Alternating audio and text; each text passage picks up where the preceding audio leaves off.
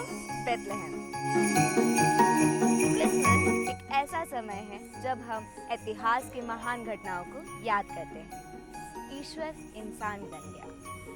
हम ईश्वर के इंसान बनने के साथ साथ उस समय ईश्वर के दूसरे आगमन के भी इंतजार करते हैं और अपने आप को आत्मिक रूप से तैयार करते हैं। तो चलो बेथलेहम, वहाँ चलते हैं जहाँ प्रभु यीशु मसीह का जन्म हुआ था।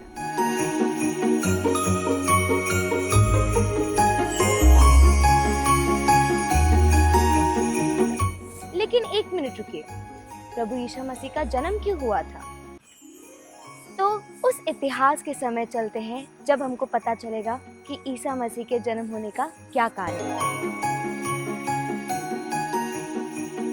हम उत्पत्ति ग्रंथ 1 पद संख्या 1 से सारी सृष्टि के रचना के बारे में पढ़ते हैं और उसी सृष्टि के मुकुट के रूप में ईश्वर ने मनुष्य की रचना की। यह चित्र उसी सृष्टि के प्रतीक है। आदम और एवा की सृष्टि के बाद ईश्वर उन्हें एडन गार्डन में रखते हैं, जहां उन्हें अच्छे और बुरे वृक्ष के फल खाने के अलावा बाकी सारे फल खाने की अनुमति दी जाती है। लेकिन शैतान सांप के रूप में आके उन्हें प्रलोभित करता है और यह आज्ञा उल्लंघन करने में प्रेरित करता है, जिसके फलस्वरूप ईश्वर उन्हें एडन गार्डन से बाहर निकाल देते हैं।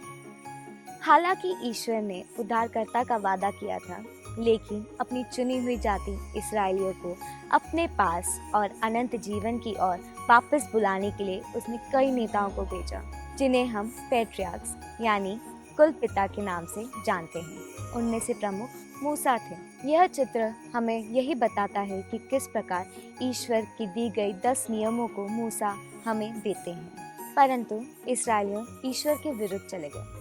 फिर भी ईश्वर ने कभी उनका साथ नहीं छोड़ा और उन्हें अच्छे मार्ग पर ले जाने के लिए कई न्यायकर्ताओं और नबियों को उनके पास भेजा।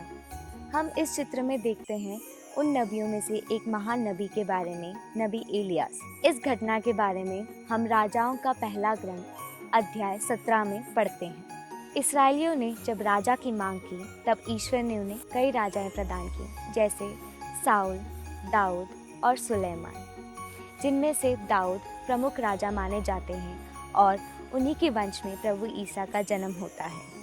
यह चित्र हमें यही दिखाता है कि किस प्रकार दाऊद के राजा चुने जाने के बाद वह फालिस्तीन के गोलियत को मार गिराता है। दाऊद को गोलियत की शक्ति का पता नहीं था, परंतु उसे ईश्वर की शक्ति के बारे में पता था।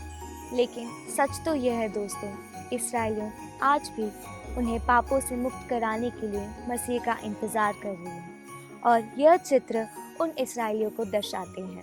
जैसा कि आप जानते हैं कि ईसाइयों का मानना है 2000 वर्ष पूर्व ईसा मसीह का जन्म बेथलेहम में हुआ था। आइए हम उसी बेथलेहम नगर में चलते हैं, जिसकी झलक हम आत्मदर्शन में देखते हैं। चलो बेथलेहम।